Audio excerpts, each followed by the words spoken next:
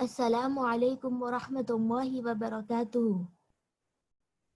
اعوذ باللہ من الشیطان الرجیم. بسم اللہ الرحمن الرحیم. سورہ البقرہ. الف لام میم. ذلك الكتاب لا ريب فيه هدى للمتقين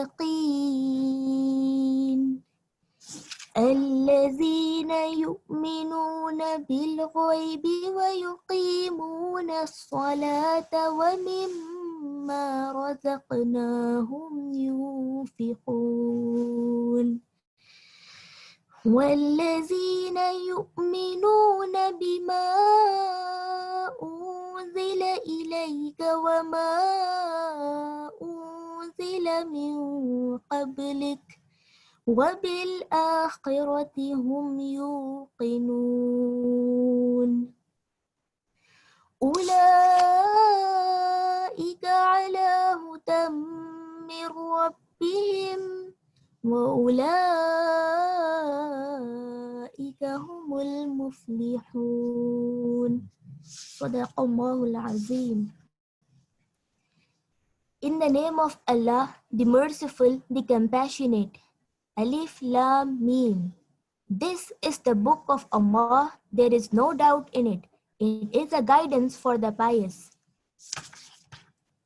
For those who believe in the existence of that which is beyond the reach of human perception, who establish prayer and spend out of what we have provided for them, who believe in what has been revealed to you and what was revealed before you, and have firm faith in the hereafter.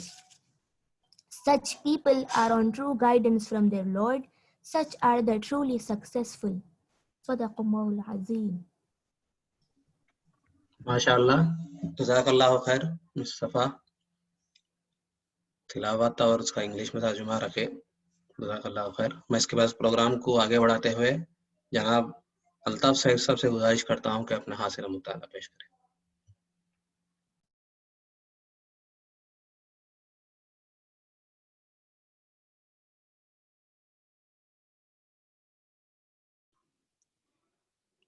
السلام علیکم رحمۃ اللہ وبرکاتہ.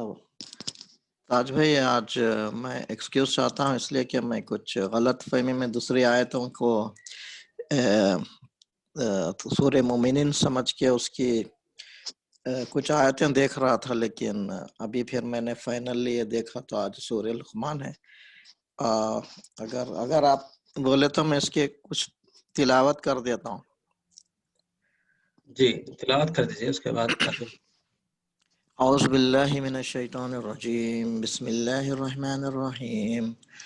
الم تروا ان اللہ سخر لکم ما فی السماوات وما فی الارض واسبغ علیکم نعمہ ظاہرۃ وباطنہ ومن الناس من یجادل فی اللہ بغیر علم ولا ہدی ولا کتاب منیر.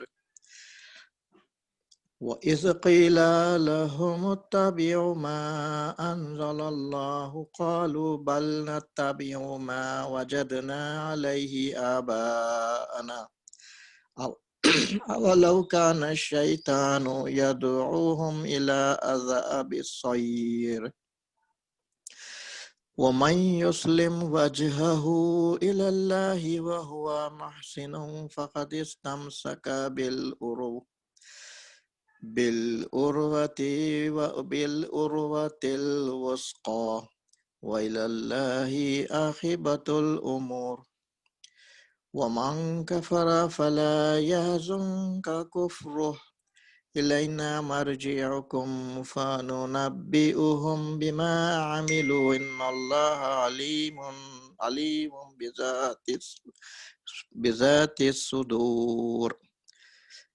نمتعهم قليلا ثم نضطرهم إلى عذاب غليظ ولئن سألتهم من خلق السماوات والأرض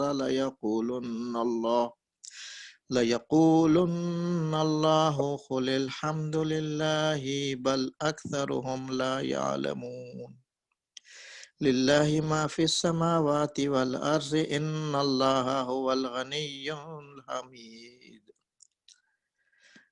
ولو أن ما في الأرض من شجرة أقلام والبحر يمده من بعده سبعة أبحر ما نفدت كلمات الله إن الله عزيز حكيم ما خلقكم ولا بعثكم إلا كنفس واحدة إن الله سميع بصير ألم تر أن الله يولج الليل في النهار ويولج النهار في الليل وسخر الشمس والقمر كل يجري إلى أجل مسمى وأن الله بما تعملون خبير ذلك بأن الله هو الحق وأن ما يدعون من دونه الباطل وأن الله هو العلي الكبير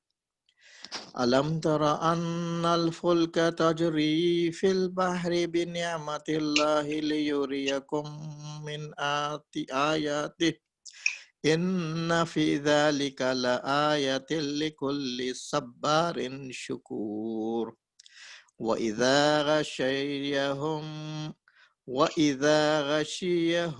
موج كالظلل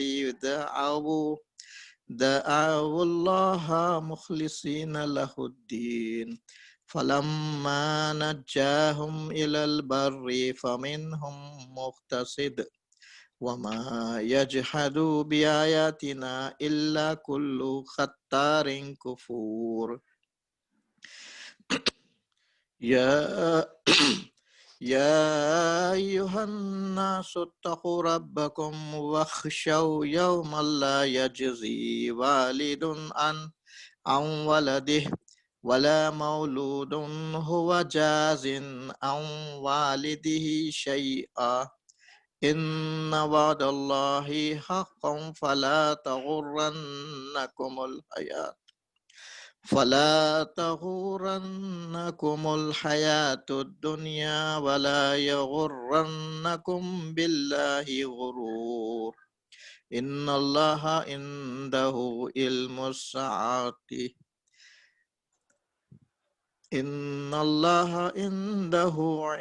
الساعة وينزل الغيث ويعلم ما في الأرحام وما تدري نفس ماذا تكسب غدا وما تدري نفس بأي أرض تموت إن الله عليم خبير صدق اللہ العظیم۔ اس کی ترجمانی یہ ہے، کیا تم لوگ نہیں دیکھتے کہ اللہ نے زمین اور آسمانوں کی ساری چیزیں تمہارے لیے مسخر کر رکھی ہے اور اپنی کھلی اور چھپی نعمتیں تم پر تمام کر دی ہے۔ اس پر حال یہ ہے کہ انسانوں میں سے کچھ لوگ ہیں جو اللہ کے بارے میں جھگڑتے ہیں بغیر اس کے کہ ان کے پاس کوئی علم ہو یا ہدایت یا کوئی روشنی دکھانے والی کتاب، اور جب ان سے کہا جاتا ہے کہ پیروی کرو اس چیز کی جو اللہ نے نازل کی ہے تو کہتے ہیں کہ ہم تو اس چیز کی پیروی کریں گے جس پر ہم نے اپنے باپ دادا کو پایا ہے۔ کیا یہ انہی کی پیروی کریں گے خواہ شیطان ان کو بھڑکتی ہوئی آگ ہی کی طرف کیوں نہ بلاتا رہا ہو؟ جو شخص اپنے آپ کو اللہ کے حوالے کر دے اور عملہ وہ نیک ہو اس نے فی الواقع ایک بھروسے کے قابل سہارا تھام لیا اور سارے معاملات کا آخری فیصلہ اللہ ہی کے ہاتھ ہے۔ اب جو کفر کرتا ہے اس کا کفر تمہیں غم میں مبتلا نہ کرے، انہیں پلٹ کر آنا تو ہماری ہی طرف ہے، پھر ہم انہیں بتا دیں گے کہ وہ کیا کچھ کر کے آئے ہیں۔ یقیناً اللہ سینوں کے چھپے ہوئے راز تک جانتا ہے۔ ہم تھوڑی مدت انہیں دنیا میں مزے کرنے کا موقع دے رہے ہیں، پھر ان کے بے بس کر کے ایک سخت عذاب کی طرف کھینچ لے جائیں گے۔ اگر تم ان سے پوچھو کہ زمین اور آسمانوں کو کس نے پیدا کیا ہے تو یہ ضرور کہیں گے کہ اللہ نے۔ کہو الحمدللہ، مگر ان میں سے اکثر لوگ جانتے نہیں ہیں۔ آسمانوں اور زمین میں جو کچھ ہے اللہ ہی کا ہے، بے شک اللہ بے نیاز اور آپ سے آپ محمود ہے۔ زمین میں جتنے درخت ہے اگر وہ سب کے سب قلم بن جائے اور سمندر دوات بن جائے جسے ساتھ مزید سمندر روشنائی مہیا کرے تب بھی اللہ کی باتیں لکھنے سے ختم نہ ہوں گی، بے شک اللہ زبردست اور حکیم ہے۔ تم سارے انسانوں کو پیدا کرنا اور پھر دوبارہ جلا اٹھانا تو ایسے اس کے لیے بس ایسا ہے جیسے ایک متنفس کو پیدا کرنا اور جلا اٹھانا۔ حقیقت یہ ہے کہ اللہ سب کچھ سننے اور دیکھنے والا ہے۔ کیا تم دیکھتے نہیں ہو کہ اللہ رات کو دن میں پروتا ہوا لے آتا ہے اور دن کو رات میں؟ اس نے سورج اور چاند کو مسخر کر رکھا ہے، سب ایک وقت مقررہ تک چلے جا رہے ہیں، اور کیا تم نہیں جانتے کہ جو کچھ تم کرتے ہو اللہ اس سے باخبر ہے؟ یہ سب کچھ اس وجہ سے ہے کہ اللہ ہی حق ہے، اور اسے چھوڑ کر جن دوسری چیزوں کو یہ لوگ پکارتے ہیں وہ سب باطل ہیں، اور اس وجہ سے کہ اللہ ہی بزرگ و برتر ہے۔ کیا تم دیکھتے نہیں ہو کہ کشتی سمندر میں اللہ کے فضل سے چلتی ہے تاکہ وہ تمہیں اپنی کچھ نشانیاں دکھائے؟ در حقیقت اس میں بہت سی نشانیاں ہیں ہر اس شخص کے لیے جو صبر اور شکر کرنے والا ہو۔ اور جب سمندر میں ان لوگوں پر ایک موج سائبانوں کی طرح چھا جاتی ہے تو یہ اللہ کو پکارتے ہیں اپنے دین کو بالکل اسی کے لیے خالص کر کے، پھر جب وہ بچا کر انہیں خشکی تک پہنچا دیتا ہے تو ان میں سے کوئی اختصاص برتتا ہے اور ہمارے نشانیوں کا انکار نہیں کرتا مگر ہر وہ شخص جو عذر اور ناشکرہ ہے۔ لوگوں بچوں اپنے رب کے غضب سے اور ڈرو اس دن سے جبکہ کوئی باپ اپنے بیٹے کی طرف سے بدلہ نہ دے گا اور نہ کوئی بیٹا ہی اپنے باپ کی طرف سے کچھ بدلہ دینے والا ہوا ہوگا۔ فی الواقع اللہ کا وعدہ سچا ہے، پس یہ دنیا کی زندگی تمہیں دھوکے میں نہ ڈالے اور نہ دھوکے باز تم کو اللہ کے معاملے میں دھوکہ دینے پائے۔ اس گھڑی کا علم اللہ ہی کے پاس ہے، وہی بارش برساتا ہے، وہی جانتا ہے کہ ماؤں کے پیٹوں میں کیا پرورش پا رہا ہے۔ کوئی متنفس نہیں جانتا کہ کل وہ کیا کمائی کرنے والا ہے، اور نہ کسی شخص کو یہ خبر ہے کہ کس سرزمین میں اس کی موت آنی ہے۔ اللہ ہی سب کچھ جاننے والا اور باخبر ہے۔ صدق اللہ العظیم والحمد للہ رب العالمین۔ جزاک اللہ خیر جناب الطاف صاحب کا۔ میں پروگرام سے ایک بار آپ کو اعلان کر دوں کہ 5 آیت کا بیان کرنا ہے، بس ٹائم کم ہے۔ پورا 20 سے 34 آیت تک ہم لوگ اس سے پہلے اسٹڈی کرے تھے، تو 5 آیت کا سبمیشن کرنا ہے، زیادہ نہیں ہے۔ میں ابھی 2 پارٹیسپینٹ کو انوائٹ کر رہا ہوں، اس کے بعد انشاءاللہ مولانا اس پہ کنکلوڈ کریں گے انشاءاللہ۔ تو اس کے بعد میں جناب الیاس شریف صاحب سے گزارش کرتا ہوں کہ اپنے سامنے حاصل مطالعہ پیش کریں۔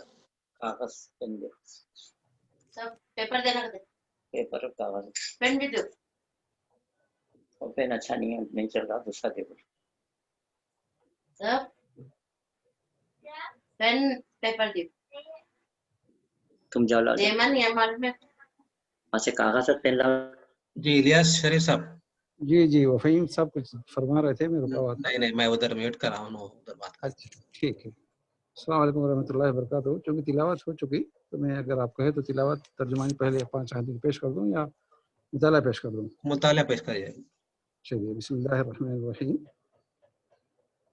دیکھیے تھوڑا سا اگر پیچھے سے دیکھیں تو حضرت لقمان کو اپنے بیٹے کو جو نصیحت تھی اس میں سب سے پہلے انہوں نے اپنے بچے کو اللہ کی پہچان کرائی، اس کی قدرت آخرت میں جوابدہی کا احساس دلا کے بعد میں اس اہم کام کی طرف توجہ دلائی جس کے لیے یہ میں اور آپ پیدا کیے گئے، یہ امت برپا کی گئی کیا بتائے تھے بچے کو کہ نماز کا قیام اور امر بالمعروف و نہی عن المنکر یہ وہ کام ہے جس کے لیے یہ امت برپا کی گئی، اور قرآن میں 2-3 جگہ کہا گیا کہ کنتم خیر امۃ اخرجت للناس تأمرون بالمعروف وتنہون عن المنکر۔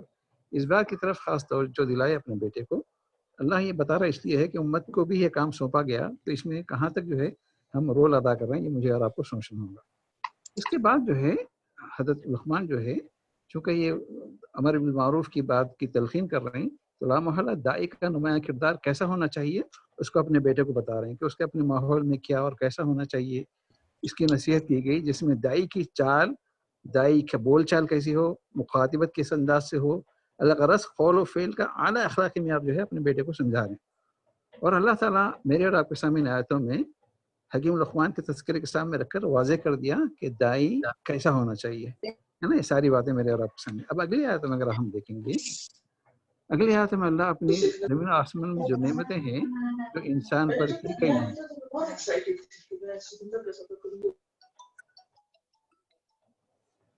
جو نعمتیں کی گئی ہے اس کا ذکر کیا، اور آپ خاص طور پر دیکھیں کہ یہاں انسان کا ذکر کیا۔ جتنی نعمتیں ہیں آپ میں دیکھ رہے ہیں وہ ایمان والوں کے لیے بھی ہے، اور جو اللہ پہ یقین نہیں کر رہا اس کے لیے بھی ہے۔ یہ دنیا کی نعمتیں ہیں، وہ نعمتیں جو اس پر ظاہر ہو چکی ہیں، اور وہ نعمتیں اللہ جو ہے کہہ رہا ہے کہ وہ نعمتیں جو آپ کو سمجھ میں آ رہی، جو آپ کے آنکھوں کے سامنے ہے، لیکن کچھ ایسی نعمتوں کا بھی یہاں اللہ نے ذکر کیا جو ہم سے چھپی ہوئی ہیں، اور وہ نعمتیں جو مسلسل انسان پہ ہوتی جا رہی ہیں۔ بعض نعمتیں ایسی ہیں جو انسان کی نالج میں لاسٹ صدی تک نہیں آئی تھی، یا لاسٹ 10 ایئرس پہلے نہیں آئی تھی، جیسا کہ مثال میں دے رہا ہوں آپ کو، گڈ اور بیڈ بیکٹیریا جو انسان کے جسم میں ہے، اور جو گڈ اور بیڈ کولیسٹرول ہے، اور جو ہے وائٹ اور ریڈ بلڈ سیل ہیں، یہ اللہ کی نعمتیں ہیں۔ تو اللہ تعالیٰ کہہ رہا ہے کہ اتنی ساری نعمتیں ہیں، کچھ تو تم پہ ظاہر ہوگی، کچھ ایسی نعمتیں ہیں جو باطن میں ہیں۔ ان نعمتوں کا اللہ نے ذکر کیا۔ ان کو ذکر کرتے ہوئے اللہ تعالیٰ مشرکین کے سامنے یہ بات رکھ رہے ہیں، اتنی ڈھیر ساری نعمتیں کرنے والا رب، اتنی عظیم قدرت والا اللہ کی طرف جو دعوت دی جا رہی ہے اس کو جھٹلایا جا رہا ہے۔ جو جھٹلایا جا رہا ہے اس کو بھی قرآن یا مجھے آپ کو بتا رہا ہے کہ یہ جو جھٹلانا ہے بغیر کسی علم کے، بغیر کسی دلیل کے، بغیر کسی جو ہے مبین کتاب کے ہے، اور ان کا انکار جو ہے وہ صرف ایک مفروضے پہ ٹکا ہوا ہے۔ کیا ہے ان کا مفروضہ؟ کیا ہے ان کے پاس دلیل؟ کہ کوئی ٹھوس دلیل تو ہے نہیں، صرف یہ ہے کہ باپ دادا ایسا کرتے تھے اس لیے ہم بھی ایسا کریں۔ قرآن جو ہے وہاں جو ہے آل عمران میں ان کے سامنے ایک سوال رکھا کہ اولو کان آباؤہم لا یعقلون شیئا ولا یہتدون، کہ تمہارے باپ دادا کو اگر عقل نہیں تھی، وہ جو ہے اندھے بن کے تقلید کرے، تو کیا تم انہی کے راستے پہ چلو گے؟ کہ اگر تمہارے باپ دادا نہ کوئی عقلی دلیل رکھتے تھے، نہ ان کے سامنے جو ہے کوئی ایسی جو ہے دلیل تھی یا کتاب تھی، تو پھر ایسا کرنے کے لیے کوئی واضح ہدایت دلیل ان کے پاس تو نہیں تھی، کیا تم پھر بھی ان کی اطاعت کرو گے؟ یہ سوال جو ہے قرآن جو ہے مشرکین کے سامنے رکھتا ہے۔ نتیجہ پھر بتایا کہ یہ سب بہکاوا اس تمہارے کھلے دشمن کی طرف سے ہے جو تم کو بھڑکتی آگ میں ہمیشہ کے لیے جلانا چاہتا ہے۔ یہ آیت 21 کا مختصر سا جو ہے مطالعہ تھا۔ آیت 22 میں ہم دیکھیں گے جس دور کی آیتیں ہیں اس میں ایمان لانے والوں پر جو ظلم و زیادتی ہو رہی تھی، ایسا لگتا تھا کہ یہ سماج میں یہ لوگ بے سہارا ہیں، مظلوم ہیں، ان کا کوئی جو ہے سپورٹ لینے والا نہیں، لیکن یہاں قرآن ان کو تسلی دے رہا ہے۔ کیا تسلی دے رہا ہے؟ کہ اللہ پر ایمان لانے کا مطلب ایک ایسا مضبوط سہارا ہے جو کبھی ٹوٹے گا نہیں۔ ان کی صفات کیا بتایا؟ وجہ اللہ اور محسن کہا۔ وجہ اللہ کس کو کہتے ہیں؟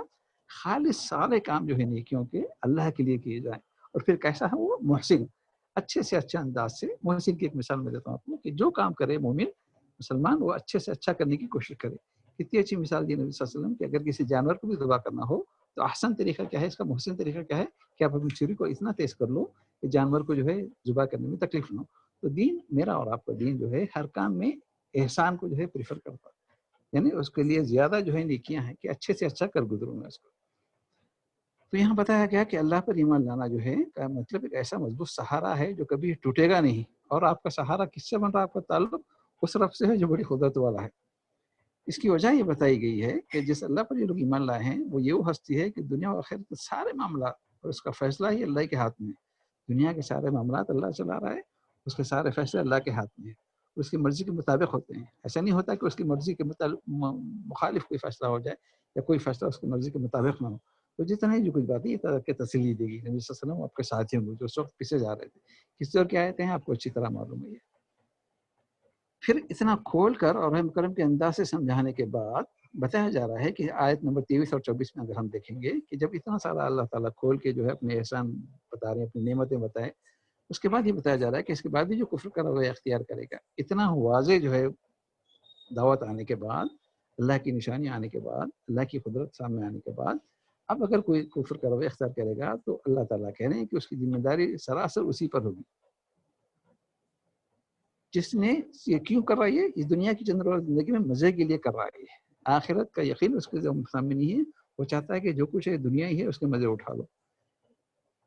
چنانچہ اس دنیا کے سامنے وہ ایک حقیقت کو جھٹلا رہا ہے اور نظر انداز کر رہا ہے اس ہستی کو جو کہ دلوں کے چھپے رازوں تک کو جانتا ہے، کہہ رہا ہے اللہ تعالیٰ۔ آیت میں کہا گیا نا کہ کیونکہ وہ ہے دلوں کے چھپے رازوں تک وہ جانتا ہے، ایسی ہستی کی تعلیم کو جھٹلا رہا ہے۔ پھر اللہ تعالیٰ کیا کہہ رہے ہیں کہ یہ جو دلوں کے راز ہے کل ہم قیامت میں ظاہر کریں گے، کس کے دل میں کیا چھپا ہوا تھا، یہ سب اللہ تعالیٰ اس دن ظاہر کرے گا۔ پھر اس کا انجام بھی بتا دیا اللہ نے آیت کے آخر میں کہ یہ سخت عذاب کی طرف دھکیلے جائیں گے، جانے کے لیے راضی نہیں ہوں گے لیکن ان کو ڈھکیل کر لے جایا جائے گا، یہ انجام ان کا سامنے رکھا گیا۔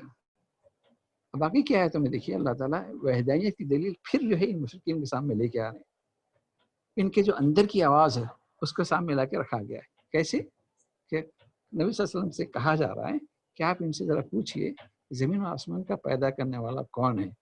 گو کہ ان کے پاس ہزاروں جو ہے ان کے دیوی دیوتا ہوں گے، لیکن کوئی یہ نہیں کہہ سکتا کہ زمین و آسمان کی پیدائش میں اس دیوی کا ہاتھ ہے، اس دیوتا کا ہاتھ ہے۔ تو وہ سوال اللہ تعالیٰ رکھ رہے ہیں۔ پھر خود ہی قرآن کہہ رہا ہے کہ یقیناً یہ کہیں گے کہ اس کا پیدا کرنے والا اللہ ہے۔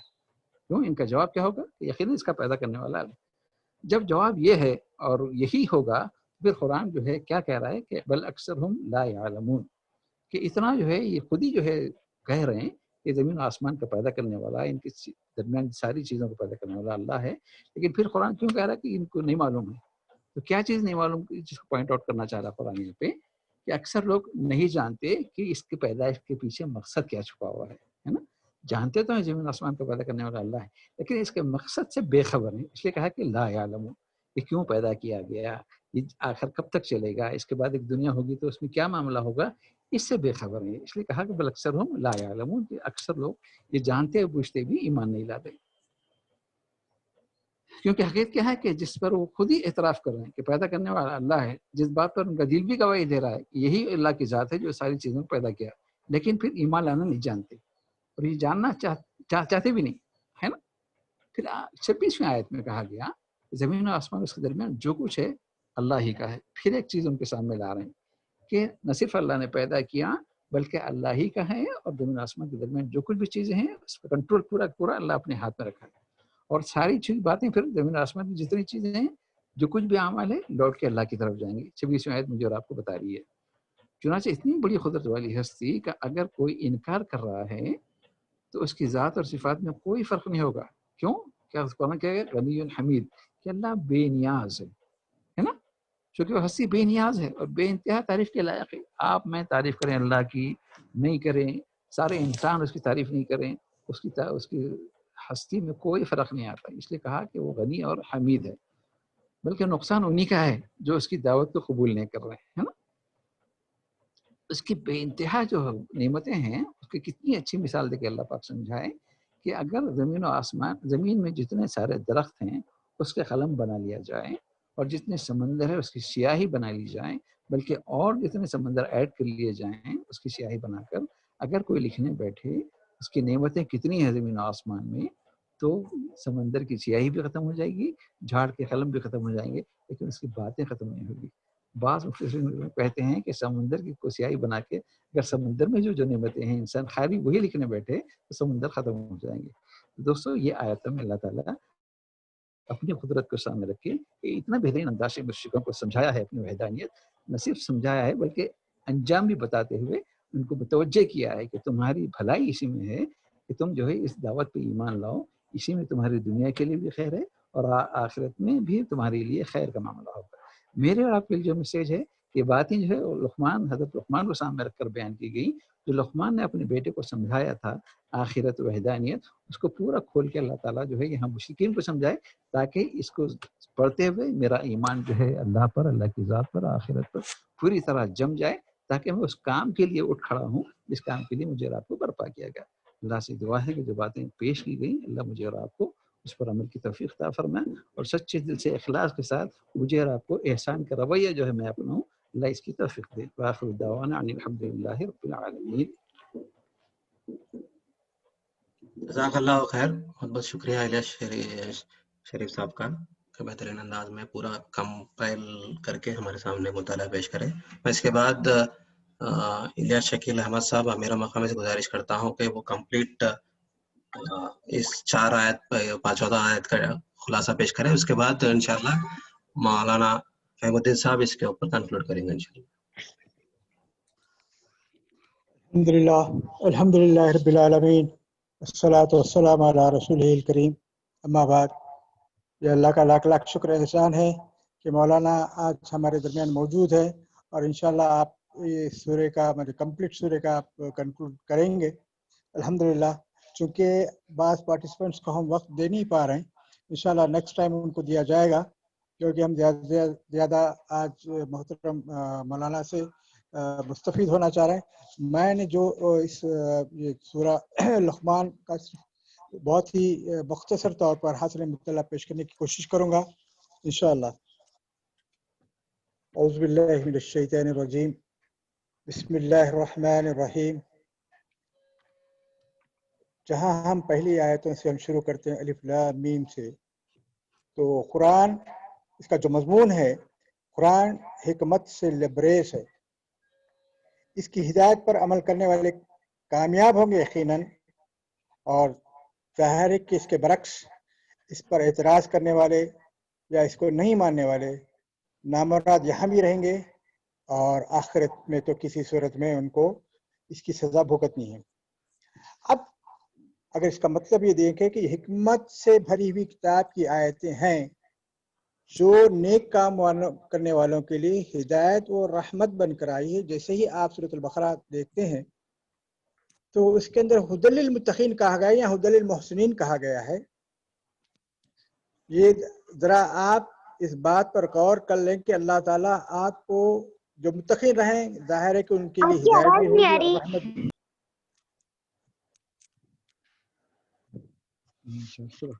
میری آواز آ رہی ہے تاج صاحب؟ ہیلو تاج بھائی، کلیئر ہے صاحب، ہیلو. آپ کی آواز کلیئر ہے. کسی نے بتایا کہ آپ کی آواز نہیں آ رہی، اس لیے پوچھا میں. نہیں ان کا نیٹ ورک تھوڑا نہیں صاحب آپ کی آواز صاف ہے. جی خیر. تو اب یہ حکمت سے بھری ہوئی کتاب کی آیتیں ہیں جو نیک کام کرنے والوں کی یقیناً ہدایت و رحمت بن کر آئی ہے. جو لوگ، کون سے لوگ ہیں؟ وہ لوگ جو لوگ نماز قائم کرتے ہیں، ان میں خدا پرستی اور خدا ترسی کی جو عادت پیدا ہو جاتی ہے، جو زکوٰۃ بھی دیتے ہیں اور اس کے ساتھ زکوٰۃ جب دیتے ہیں تو ان میں ایک ایثار قربانی کا جذبہ بھی مستحکم رہتا ہے، اور متاع دنیا کی محبت دبتی ہے، رضا الہی کی طلب ابھرتی ہے، اور یہ لوگ آخرت پر یقین رکھنے والے ہیں اور اپنی ذمہ داریوں اور جواب دہی کا احساس ان کے اندر ہوتا ہے، اور ظاہر ہے کہ ایسے ہی لوگ فلاح پانے والے ہیں. اور رہے وہ لوگ جو لوگ فرانس اعراض کرتے ہیں اور اس کا مذاق اڑاتے ہیں اور اپنا مال خرچ کر کے ایسی بیہودہ چیزیں خرچ، جیسا لہو الحدیث کہا گیا ہے نا، اپنا وقت بھی اور اپنا مال بھی اس میں خرچ کرتے ہیں. ظاہر ہے کہ اس سے کیا ہوگا؟ ان کی فکر و اخلاق تو غارت ہی ہو جانے والے ہیں. ایسے لوگوں کے لیے سخت عذاب علیم موجود ہے. اب ظاہر ہے کہ دوسری جو ہے، جس میں یہ سورۃ لقمان جو ہم پڑھ رہے ہیں، اس کے اندر دراصل حضرت لقمان جو اپنے بیٹے کو ہدایت نہایت ہی بہترین وصیتیں کر رہے ہیں. ظاہر ہے کہ باپ سے زیادہ اپنے بیٹے کے لیے کون ہمدرد ہو سکتا ہے. اور یہ ایک صرف حضرت لقمان نے اپنے بیٹے کو نصیحت نہیں کیا، جب اللہ تعالیٰ نے اس سورۃ مبارکہ کو اس قرآن مجید میں اتارا ہے وحی کے ذریعے، اور ظاہر ہے کہ کفار قریش حضرت لقمان کی حکمت والی باتیں کرتے، جنہوں نے شرک سے سب سے پہلے جو اپنے بیٹے کو شرک سے منع کرتے ہیں اب دیکھیے دوسری آیتوں میں کہ عقلمند والدین اپنی اولاد کو دل سوزی کے ساتھ نصیحت کرتے ہیں اور ان کی آخرت تاکہ ان کی آخرت اچھی ہو سکے. ظاہر ہے کہ اللہ تعالیٰ نے حضرت لقمان کو حکمت عطا کی تھی. انہوں نے اپنے بیٹے کو نصیحت کی اور اللہ کے ساتھ کسی کو کیا کہا انہوں نے؟ اے میرے بیٹے لا تشرک باللہ، اللہ کے ساتھ کسی کو شریک نہ بناؤ، کیونکہ شرک بہت بڑا بھاری گناہ ہے، نہ اس کے لیے کوئی معافی ہی نہیں. ہم نے انسان کو یہ بھی تاکید کی. دیکھیے آپ قرآن کا جو اسلوب ہے جہاں شرک کے لیے منع کیا جا رہا ہے اس کے فوری ساتھ اللہ تعالیٰ فرماتے ہیں ہم نے انسان کو یہ بھی تاکید کی ہے کہ اپنے والدین کے ساتھ اپنے والدین کا حق پہچانے، لہذا میرا بھی شکر ادا کرو اور اپنے والدین کے بھی شکر گزار رہو. للوالدین احسان، ان کا کہ حق ہی نہیں بلکہ احسان کا درجہ. احسان یہ ہے کہ آپ کو جو عزائم کی ہوئی جو باتیں ہیں اس سے زیادہ آپ کرتے ہیں اس کو احسان کہتے ہیں. احسان حسن اس کا مادہ. لیکن اگر اس کے بعد پھر کہا جا رہا ہے اگر والدین اپنے شرک کرنے پر مجبور کر دیں تو ان کا کہا ہرگز نہ مانو. دیکھیے کہ قرآن کا جو اسلوب ہے جہاں شرک کو منع کیا اس کے فوری بعد والدین کے ساتھ احسان کا برتاؤ کرنے کے لیے کہا جا رہا ہے. اور البتہ دنیا میں ان کے ساتھ نیک سلوک کیا کرو، مگر پیروی اس شخص کرو جس نے میری طرف رجوع کیا. لقمان نے یہ بھی کہا کہ بیٹا اللہ بہت ہی باریک بین اور باخبر ہے. کوئی چیز اس سے اللہ تعالیٰ سے چھپی ہوئی ہے کیا؟ یہ زمین و آسمان سارے کائنات ہو. بیٹا پھر کہا جا رہا ہے بیٹا نماز قائم کرو، نیکی کا حکم دیا کرو، بدی سے منع کیا کرو، مصیبت پہ صبر کرو. یہ بڑے حوصلے کا کام ہے. لوگوں سے اس کے ساتھ ساتھ اب یہ تو والدہ اللہ اور اللہ کے ساتھ ہو گیا. اس کے بعد پھر یہاں لوگوں کے ساتھ کس طریقے سے اس کا برتاؤ ہونا چاہیے. لوگوں کے ساتھ بے رخی سے برتاؤ نہ کرو اور اس کے ساتھ زمین پر اینٹ کر چلو، نہ اکڑ کے نہیں چلا کرو. بے شک اللہ تعالیٰ اترانے والوں کو اور فخر کرنے والوں کو پسند نہیں فرماتے.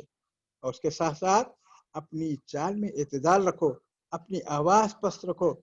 اور اس کے بعد پھر کہا ہے سب آوازوں میں سے سب سے جو بری آواز ہے بصوت الحمیر، گدھے کی آواز. پھر اس کے بعد پھر کرا الم ترى ان کہ شرک کی لغویت اور توحید کی معقولیت جو ہے اللہ ہی نے آسمان اور زمین کی ساری چیزوں کو تمہارے کام میں لگا رکھا ہے. کبھی ہم کو احساس ہے اس کا؟ اگر ہم اپنے آفاق اور انفس کے اندر دیکھیں گے تو اللہ تعالیٰ نے آپ کے لیے، حضرت انسان کے لیے اشرف المخلوقات کا جو درجہ عطا فرمایا اللہ تعالیٰ نے، وہ ساری کی ساری ہماری خدمت میں لگی ہوئی ہیں اور اپنی کھلی اور چھپی نعمتیں تم پر تمام کر دی ہیں. جب ان سے کہا جاتا ہے کہ اس جو حقیقی مولا ہے، جو حقیقی نعمت کرنے والے ہیں، اس کی نازل کردہ کتاب کی پیروی کرو، تو ہم کہتے ہیں ہم تو اپنے اساطیر الاولین، ہم اپنے باپ دادا کی طریقوں کی پیروی کریں گے. خواہ ان کے باپ دادا آگ میں گرنے کے راستے پر چلے ہوں. دیکھیے دائی کے لیے کتنی بہترین ہدایت ہے یہاں. جو شخص اپنے آپ کو اللہ کی بندگی میں دے دیا اور اس کی ہدایت کو اپنی زندگی کا قانون بنایا، ظاہر ہے کہ وہ اس دنیا میں بھی آرام و سکون کے ساتھ رہے گا اور آخرت میں بھی. اور جو اللہ تعالیٰ کا فرما بردار بندوں کو ہونا چاہیے، فی الواقع ہے اس نے ایک بھروسے کے قابل للعروۃ الوثقی لا انفصام لها. دیکھیے ایک بھروسے کے قابل سہارا تھام لیا.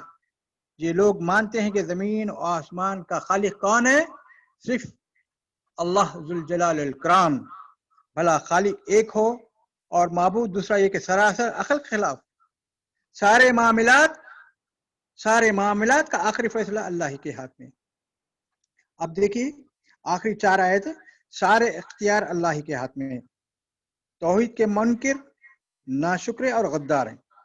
جب بحری سفر میں طوفان آ جاتا ہے تو ہر شخص کس کی طرف کرتا ہے؟ اللہ کی طرف. اور اللہ کی فضل سے تم بحری سفر سلامتی کے ساتھ طے کرتے ہو. جو لوگ ثابت قدم اور شکر گزار ہوتے ہیں ان کو تو ایک بہت ہی بڑا سبق ملتا ہے توحید کا. طوفان کے وقت سب کے دماغ اکڑ جو ہے سب ختم ہو جاتی ہے، دماغ سیدھے ہو جاتے ہیں اور صرف الہ واحد کی طرف پکارتے ہیں. جب اللہ تعالیٰ ان کو اس طوفان سے بچا لے آتا ہے، جب خیریت سے پار ہو جاتے ہیں، صرف چند ہی لوگ توحید پر ثابت قدم رہتے ہیں، باقی کے سارے ناشکرے.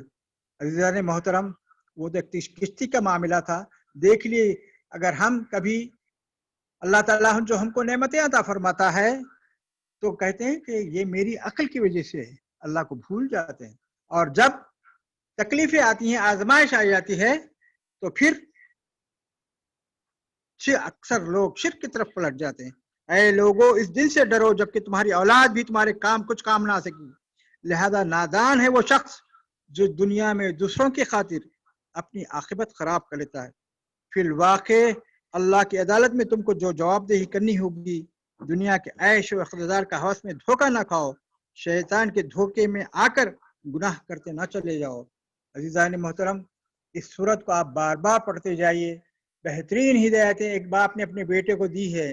انشاءاللہ ہم کوششیں کریں گے اور اس کے ساتھ ساتھ اپنی روزمرہ زندگی میں اس سورہ سے ہم کو کتنی ہدایتیں ملتی ہیں اس پر غور و تدبر کرنے کی کوشش کریں گے تاکہ ہماری دنیا بھی سدھر جائے اور آخرت بھی. اللہ تعالیٰ سے دعا کرتا ہوں کہ اللہ تعالیٰ مجھ کو اور آپ کو اس بات پر غور و فکر کرنے، تدبر کرنے اور لوگوں کو اس بات تک پہنچانے کی توفیق عطا فرمائے. وآخر دعوانا الحمدللہ رب العالمین والصلاة والسلام علی رسول الکریم. جزاک اللہ خیرا. ماشاء اللہ، جزاک اللہ خیر. جناب الیاس احمد شکیل صاحب کا میرا مقامی بہترین انداز میں ہمارے سامنے پورا نچوڑ 20 سے 34 آیت کا نچوڑ ہمارے سامنے رہے. میں اس پروگرام کو آگے بڑھاتے ہوئے مولانا قائم الدین صاحب سے گزارش کرتا ہوں کہ ہمارے سامنے اس پروگرام کا کنکلوڈنگ سپیچ رکھے. مولانا آپ کا میوٹ کرا تھا مائک، آپ انمیوٹ کر کے بات کریے.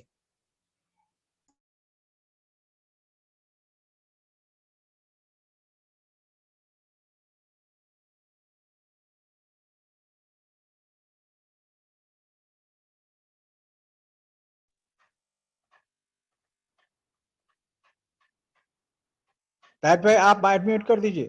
نہیں ہو السلام جائے. علیکم. وعلیکم السلام. جی مولانا آ رہی ہے آپ کی آواز. یہ کب ختم کرنا ہے ہمارے تاج الدین بھائی؟ 8:30 تک. 8:30. جی اچھا ٹھیک. السلام علیکم. بسم اللہ الرحمن الرحیم.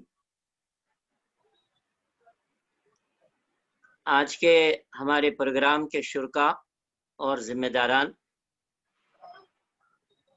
خلاصہ سورہ لقمان پیش کرنے والی مبارک ہستیاں،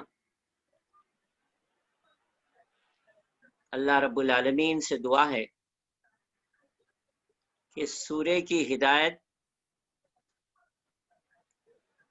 ہر شخص کو عطا فرمائے.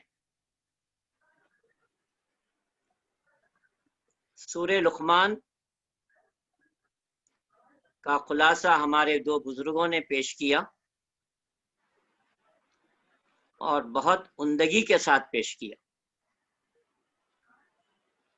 میں اس پر ان بزرگوں کو مبارکباد دیتا ہوں.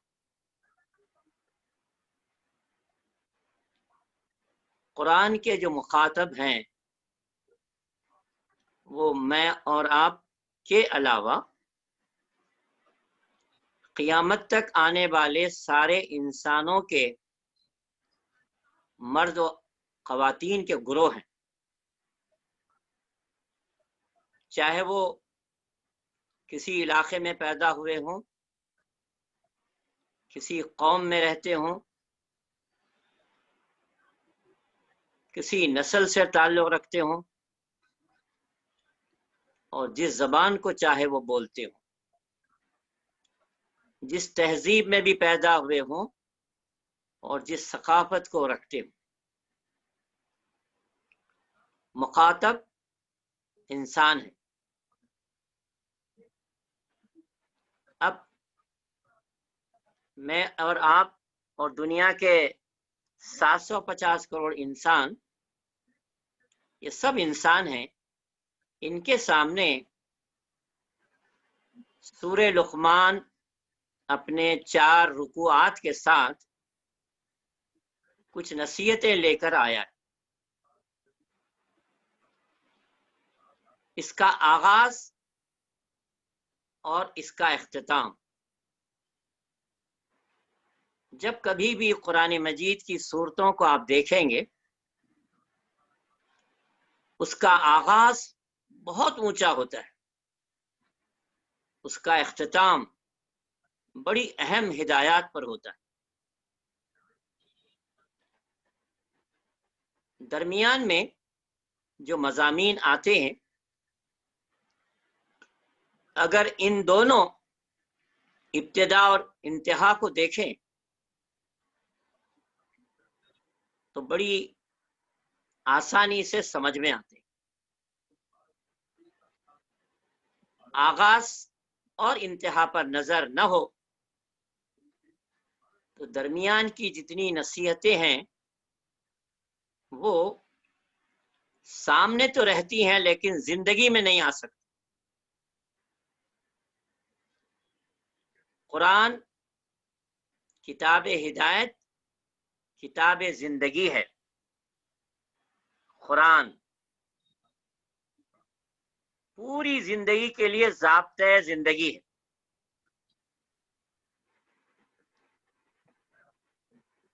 اور اس کا آغاز اس طرح سے ہو رہا ہے، جس کتاب کو تمہارے سامنے کھول کر رکھا گیا ہے ذرا جانو اور پہچانو یہ کس کی کتاب ہے، کس نے بھیجی ہے، کس کے لیے بھیجی ہے، اور اس سے فائدہ اٹھانے کے لیے تم اپنے قلب کو تیار کرو۔ اگر اس کتاب کا تعارف، اس کتاب کے بھیجنے والے کا تعارف، کس پر کتاب نازل ہو رہی ہے ان کا تعارف، کس پاکیزہ چینل سے یہ آئی ہے اس کا تعارف، اور کیا نصیحت لے کر آئی ہے، یہ ہمارے سامنے صحیح کریکٹ کنسپشن کے ساتھ ہو تو بآسانی اس کتاب سے فائدہ اٹھایا جا سکتا۔ بہت صحیح بات فرمائی امیر مقامی نے۔ سورہ بقرہ کا ابتدائی رکوع، سورہ لقمان کا ابتدائی رکوع، یہ دونوں کو دیکھے سامنے رکھ کر تو ایسا لگتا ہے چند باتوں کے علاوہ وہ آپ کو وہی ہدایت دے رہا ہے جو ہدایت سورہ بقرہ کے پہلے رکوع میں ہے۔ پھر اختتام دیکھیے،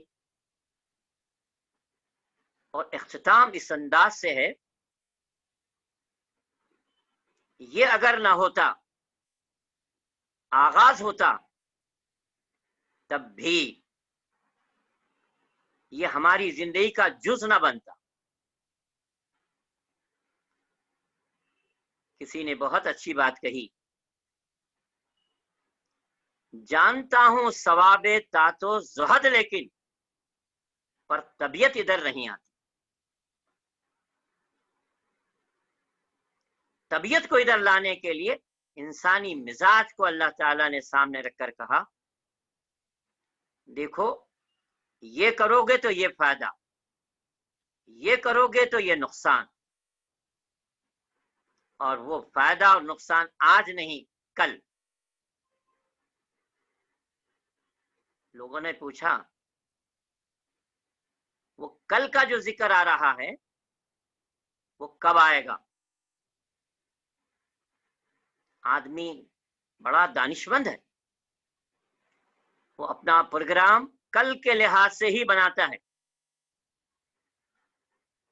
اگر اعلان ہو جائے کل سے پھر ایک مرتبہ منی گلشن میں، ٹولی چوکی اور شیخ پیٹ میں سخت قسم کا کرفیو، لاک ڈاؤن ہے، اور 24 آورس کا لاک ڈاؤن ہے، نہ پانی ملے گا، نہ ترکاری، نہ پسندیدہ چیزیں، تو آدمی کل کا خیال کرتے ہوئے لاک ڈاؤن ہے، سب چیزیں جمع کرنے کے لیے بڑا ویجیلنٹ ہو جاتا ہے. تو کہا گیا لوگوں کل کا جو ذکر محمد صلی اللہ علیہ وسلم تمہارے سامنے کر رہے ہیں اور قرآن مجید کل کی بات تمہارے سامنے پیش کر رہا ہے، کل آئے گا، اس کا حقیقی ڈیٹ، اس کا سال سوائے اللہ کے کوئی نہیں جانتا. اندہ علم الساعہ، وہ ساعت قیامت کی گھڑی کب آئے گی اللہ ہی باخبر ہے. اب اس کے ساتھ ہی فوراً خیال آتا ہے قیامت اس وقت کیا ہوگا؟ تو اس کی اوپر کی آیت بتا رہی ہیں اے انسانوں اس اللہ تعالی کی نافرمانی کرنے سے بچو، اللہ سے ڈرو، اللہ کا تقوی اختیار کرو، اس کے احکامات کو بجا لاؤ. جس دن یہ ہے پوائنٹ سمجھنے کا، کوئی باپ اپنی اولاد کے ذرہ برابر کام نہیں آئے گا. ٹھیک ہے، باپ کام نہیں آئے گا اولاد کے لیے، تو کیا اولاد کام آئے گی؟ تو کہا کوئی اولاد ماں باپ کے ذرہ برابر کام نہیں آئے گی. باپ اپنا جواب، اولاد اپنا جواب. باپ اپنی جنت میں، اولاد اپنی جنت میں. خدا نخواستہ ایسا نہ ہو کوئی دوزخ میں جا رہا ہے اور کوئی جنت کی طرف اپنے بدعمالیوں اور بد اخلاقیوں، بد کرداریوں اور بد عقیدے کی وجہ سے تو کوئی کسی کے کام نہیں آئے گا. سامنے ابراہیم علیہ السلام بھی ہیں، باپ آزر بھی ہیں. ادھر ابراہیم خلیل اللہ ہیں، اللہ کے دوست، ادھر آزر.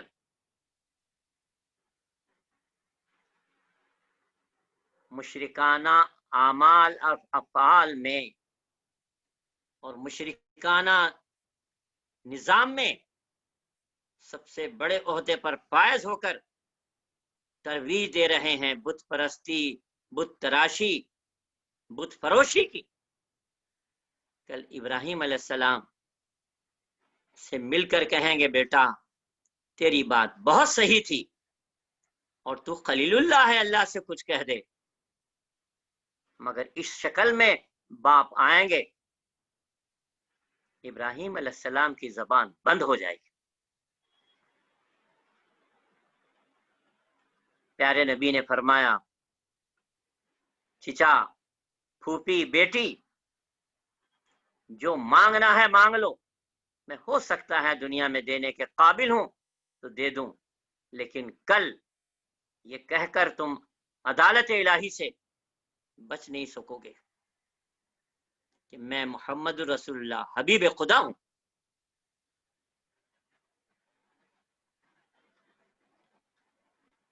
غور کیجئے، یہ کل کی واسطے قرآن مجید یاد دلا رہا ہے اور کہا آج یہ دراصل وہ کل کی تیاری کے لیے خدا نے دیا ہے. اور کل لا تزر وازرۃ وزر اخرى، کوئی بوجھ اٹھانے والا کسی کا بوجھ نہیں اٹھائے. ہر ایک اپنا بوجھ آپ اٹھائے گا. اور یہ ہو سکتا ہے کسی نے لوگوں کی غلط رہبری کر کر اسے غلط راہ پر ڈالا ہے تو اپنے بوجھوں کے ساتھ ان کا بھی بوجھ اپنے سر پر لے گا. اسقالہم ما اسقالہم، اپنا بھی بوجھ، گمراہ کرنے والوں کی بدعملی کا بھی بوجھ. اور اگر بھلائی کی ہوگی تو اپنی بھی نیکیاں، ساتھ ساتھ جنہوں نے آپ کے کہنے پر نیکی کے راستے کو اختیار کیا ان کی بھی نیکیاں. 5 باتیں ہیں جو خدا بزرگ و برتر کے علاوہ کوئی نہیں جانتا. ایک تو قیامت کب آئے گی اور کل آپ کیا کمائیں گے. ما تکسب غدن بأی ارض تموت، اور کون کس زمین میں کس اسپاٹ پہ مرے گا. پھر یعلم ما فی الارحام، جتنے فیمیل ہیں مادہ ہیں ان کے رحم میں کیا چیز پرورش پا رہی ہے، جو دنیا میں آنے کے بعد کن کوالٹیز کی حامل ہوگی. قرآن مجید یہاں کہتا ہے فی الارحام، رحم کے اندر کیا ہے یہ کوئی نہیں جانتا. اس سے مراد یہ نہیں ہے کہ لڑکی ہے کہ لڑکا. آج سونوگرافی، قرآن مجید کے وہ ترجمے جس میں لڑکا لڑکی کیا گیا تھا اور وہ متن میں نہیں ہے، صرف متن میں یہ ہے یعلم ما فی الارحام، اللہ ہی جانتا ہے رحم میں کیا ہے. وہ اس دنیا میں آنے کے بعد کیا عالم بنے گا، فاضل بنے گا، چور بنے گا، ڈاکو بنے گا، یہ کوئی نہیں جانتا.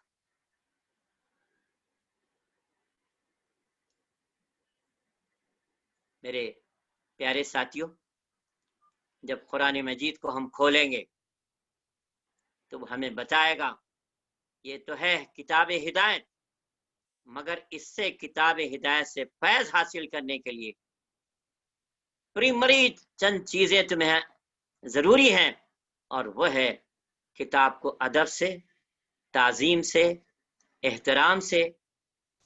خدا کی کتاب میرے ہدایت کے لیے ہے، اس جذبے کے ساتھ پڑھو. اور یہ کتاب تمہاری عظیم محسن کتاب ہے. جس چینل سے آئی ہے وہ چینل اللہ نے لوح محفوظ سے جبرائیل امین کو دیا. جبرائیل امین نے محمد صلی اللہ علیہ وسلم کے قلب اطہر کو دیا، اور محمد صلی اللہ علیہ وسلم نے اس کو اپنی زندگی میں A to Z جاری کیا. ایک بہترین نمونہ سامنے رکھا جس کو صحابہ نے، تابعین نے، تبع تابعین نے اختیار کیا. بڑی پیاری باتیں ہمارے بزرگوں نے اس سلسلے میں کہی. جن لوگوں نے محسوس کیا کہ ایک بڑی انقلابی کتاب ہے، انہوں نے کہا کہ محمد صلی اللہ علیہ وسلم کو یہ وہ کہہ کر تم جو بدنام کر رہے ہو، وہ تو بڑے نیک نام ہیں، وہ بدنام نہیں ہو سکتے. غلط بات غلط ہی ہوتی ہے. آؤ، اگر تم محمد صلی اللہ علیہ وسلم کے پیغام کو رکانا چاہتے ہو تو میں ایک چیز لے آتا ہوں. اس نے ادھر قرآن کے مقابل میں قصے کہانیاں لگا دیا، ادھر قرآن کی زبردست بہترین آیات کے مقابل میں گانا بجانا، ناچ، رنگ رنگیلیاں، اور دنیا کی سب سے زیادہ خطرناک چیزیں انسانوں کو لگا دی اور کہا ان کا دل بہلاؤ اور قرآن کی آواز ان کے کان میں پڑنے نہ دو. اسی لیے پیارے نبی نے فرمایا جو عورت کی محفل میں بیٹھ کر گانا سنے گا اس کے کان میں پگھلا کر سیسا ڈالا جائے گا. یہ دنیا لہو الحدیث، گانا بجانا اور ایسے گندے کیسٹ انٹرنیٹ خرید کر لا رہی ہے تاکہ قرآن سے، اس کے پیغام سے روکا جائے. ان کے لیے دردناک عذاب کی خوشخبری سناؤ. اس کے بعد فوراً کہا ارے ایوری ٹائم تم جو ریفرنس دیتے ہو، حکیم لقمان نے ایسی بات کہی، حکیم لقمان نے اس کی کتاب میں یہ ہے، ایوب علیہ السلام کے بھانجے تھے یہ. ذرا سنو، حکیم لقمان کا جو تم ریفرنس دیتے ہو انہوں نے کسی اور کو نہیں، اپنے بیٹے کو جو کچھ نصیحت کی ہے وہ نصیحت سامنے رکھو اور یہ قرآن کی نصیحت سامنے رکھو. کتنا سملیرٹی ہے، ایسا معلوم ہوتا ہے زیرس کاپی ہے. سلیمان علیہ السلام، لقمان علیہ السلام کی نصیحت بیٹے کا نام، اور قرآن مجید میں بنی اسرائیل کی نصیحت انسانیت کے نام. ये दोनों सब एक ही सोर्स से आने वाली हिदायत है। हमारे बड़े भाई ने और अमीर मुकामी ने बड़ी प्यारी नसीहतें की और बताया। हजरत लुकमान की पहली नसीहत ये थी शिरक ना करो। दूसरी नसीहत थी माँ बाप के साथ हुस्ने सलूक करो, खास तौर पर माँ, इस वजह से कि उसने तुम्हारे लिए 3 मौकों पर बड़ी कुर्बानी की, पेट में रखा, मुश्किल से जनी, दूध पिलाया, और बाप खुद ना खाकर तुम्हें खिलाया। लिहाजा ऐसी हस्तियां भी तुमको खुदा के मुकाबिल में लाकर किसी को खड़ा करने के लिए कहा जाए तो इनकी बात न सुनना, मगर इनके साथ हुस्न सुलूक करना, रास्ता उनका इख्तियार करना जो रास्ता मेरे नेक बंदों का है, अंबिया अलैहिस्सलाम का है। फिर उन्होंने अपने बेटे को नसीहत की, बेटा मुंह फेर के बात मत करो, बेटा गधे की आवाज की तरह आवाज ना निकालो, बेटा नमाज कायम करो, नेकी का हुक्म करो, बुराई से रोको, और नेकी का काम करने के बाद जो मुश्किलात आए इस पर सब्र करो। फिर मज़मून बदलता है, कहा अल्लाह ने तुम पर नेमतें ज़ाहिरी भी और नेमतें बातिनी भी, ये दोनों अता कर दिया। नेमतें बातिनी में यहाँ साइंस का रेफरेंस उस जमाने में सहाबा को भी समझाना था, तो अभी साइंस डेवलप नहीं हुई थी। आज हम सारी बातें कह सकते हैं, नेमतें ज़ाहिरी और बातिनी से हम समझ सकते हैं आज वो सब बातें जो कल पोशीदा थीं। फिर कहा जिसने अल्लाह के सहारे को मजबूत बांधे रखा वो दरअसल ऐसा सहारा है कभी टूटेगा नहीं। जो शख्स मोहसिन हो उसके लिए बड़ी बड़ी नेमतें हैं। एहसान कैसे हासिल होगा? आदमी खालिसतन अल्लाह का बंदा बने और अल्लाह ही का होकर रहे। फिर बताया गया अल्लाह के होने के लिए तुम देखो ना नेमतें कितनी हैं, कश्तियां हैं, समंदर है, समंदर का सफर है, जमीन आसमान है, और तुम खुद भी कहते हो अल्लाह तुम्हारा खालिक है, मालिक है, रब है, राज़िक है।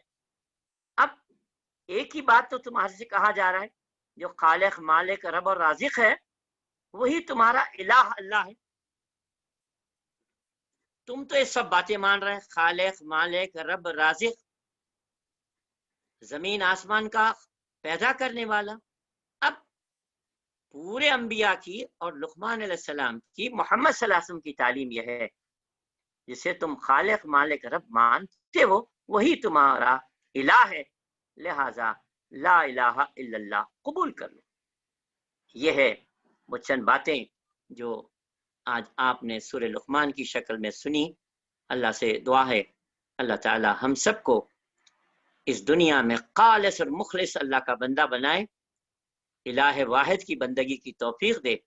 अल्लाह आज कुरान और मोहम्मद सल्लल्लाहु अलैहि वसल्लम के बताए हुए उसूलों पर चलते हुए रब्बुल आलमीन कल हमें आसान हिसाब लेकर जन्नतुल फिरदौस में जगह नसीब फरमा। अल्लाह हर आफत बला से बचाए। अल्लाह क़यामत के दिन मोहम्मद सल्लल्लाहु अलैहि वसल्लम की शफाअत और आपके हाथ से जामे कौसर नसीब फरमाए। अल्लाह अपनी रहमत में छुपा लेकर हमें जन्नतुल फिरदौस दे। सुभान रब्बिका रब्बिल इज्जति अम्मा यसिफून, सलामुन अलल मुरसलीन वल्हम्दुलिल्लाहि रब्बिल आलमीन। माशाअल्लाह, जज़ाकल्लाहु खैर जनाब मौलाना फ़हीमुद्दीन साहब का हम तहे दिल से शुक्रगुजार है। आपका कीमती वक्त हमारे को हर टाइम जब भी आप लोग बुलाए आप वक्त हमारे को दिए, जज़ाकल्लाहु खैर। वोट ऑफ थैंक्स के लिए मैं इलियास अहमद शकील साहब अमीर मुकामी से गुजारिश करता हूँ, उससे पहले एक ऐलान समात फरमाइए। कल इंशाअल्लाह बरोज मंगल 18 तारीख सेम यही टाइम पे 7:30 to 9 o'clock तक 8:30 तक एक कैडर मीट इंतखाब किया गया है। उसमें सारे अरकान, कारकुनान, एसएओ, जीओ सब लोग का इसमें शामिल होना जरूरी है, मस्ट है। ये कैडर मीट इस सिलसिले में है सद्भावना कैंपेन जो स्टेट तेलंगाना के जरिए से जो हो रहा था, सद्भावना कैंपेन जो शुरू होने वाला है 20 तारीख से, उसके सिलसिले में प्लानिंग है। तो तमाम अरकान, कारकुनान, खवातीन और मर्द हजरात, मेंबर्स ऑफ एसएओ एंड जीओ, ये जरूरी है अटेंड करना मीटिंग। तो ये इन्विटेशन बाय जनाब इलियास अहमद शकील साहब से है। तो तमाम रुफका से गुजारिश है इस प्रोग्राम को जरूर अटेंड करिए। इंशाल्लाह लिंक आपको व्हाट्सएप के जरिए शेयर कर किया जाएगा। तो ठीक जनाब है, अच्छी बात है। इलियास अहमद शकील साहब से गुजारिश करता हूँ कि वोट ऑफ थैंक्स हमारे सामने पेश करें। अच्छी बात है। अस्सलाम वालेकुम। कुछ कोई पार्टिसिपेंट कुछ कहना चाह रहे हैं? नहीं, वो क्या बोल रहे हो लोग प्रोग्राम के बारे में? आप शुरू करिए। अस्सलाम वालेकुम रहमतुल्लाहि व बरकातुहू। फिर एक मरतबा आप तमाम से गुजारिश की जाती है, कल का जो हमारी कैडर मीट होने वाली है उसमें न सिर्फ अरकान, कारकुनान, GIO, SIO और हमारी दूसरी मुख्तलिफ जो तंजीमें हैं, सब इस शेखपेट हल्के से जो ताल्लुक़ रखते हैं, जो शेखपेट यूनिट से जो ताल्लुक़ रखते हैं, इसमें ज़रूर शिरकत करें, क्योंकि जो सद्भावना मुहिम जो शुरू होने वाली है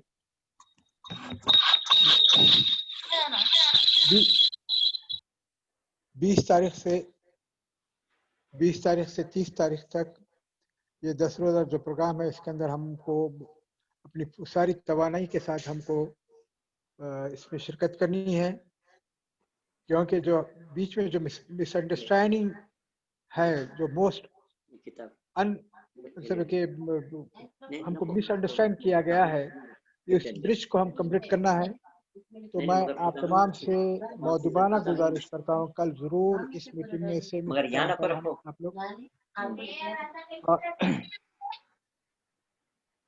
दूसरी बात ये है कि इसके ज़रिए हम इंशाल्लाह जो गलतफहमी इस्लाम और मुसलमानों के ताल्लुक़ से उसको हम दूर करेंगे। सद्भावना कैंपेन के अंदर हमें एक यूनिट शेखपेट में क़ायम करेंगे, जिसमें एक कुछ हमारे नॉन मुस्लिम भाइयों को भी हम इसके अंदर मदऊ करेंगे। इसकी तफसीलात इंशाल्लाह कल बताई जाएगी। बहरकैफ मैं मोहतरम मौलाना फ़हीमुद्दीन साहब और हमारे जनाब इलियास अहमद साहब, अल्ताफ़ साहब जो आज के पार्टिसिपेंट्स थे, उनका बेहद मशकूर और ममनून हूँ कि उन्होंने अपना वक्त निकाला और उसके साथ साथ अपना मुतल्ला कुरान पेश किया। और उसके साथ साथ हम मौलाना के बहुत ज़्यादा मशकूर हैं कि हम आपके इल्म से मुस्तफ़ीद होते रहें। अल्लाह ताला आपको सेहत व आफ़ियत के साथ उम्र दराज अता फरमाए। इंशाअल्लाह फिर मुलाकात होगी। इसके साथ ही इस प्रोग्राम का अख्ताम का ऐलान किया जाता है। जज़ाकल्लाहु खैरन। कल ज़रूर आप हमारी मीटिंग में शरीक हो, न सिर्फ आप बल्कि आपके साथ दूसरे अहबाब, दोस्त अहबाब को भी, उनको भी मदऊ करें, ताकि हमारे सद्भावना प्रोग्राम जो शुरू होने वाला है हल्के की तरफ जो हमको हिदायत आई है, यूनिट सतह पर हमको इसको करना है। और इसके अंदर तमाम आपके ताउन के बगैर ये कामयाब नहीं हो सकता। ये किसी एक फ़र्द का काम नहीं, किसी एक जमात का नहीं, सारे लोगों की जिम्मेदारी है। जो हमारे कारकुन, अरकान, कारकुनान के साथ मुत्तफ़िक़ीन भी जो हैं, वो हमारे इस मुहिम में का हिस्सा बने, चूँकि ये सब की जिम्मेदारी है। जज़ाकल्लाहु खैरन व खैरन जज़ा। अस्सलामु अलैकुम व रहमतुल्लाहि व बरकातुहू। जज़ाकल्लाहु खैर। इसी के साथ प्रोग्राम का इख्तिताम का ऐलान किया जाता है। अस्सलामु अलैकुम व रहमतुल्लाहि व बरकातुहू।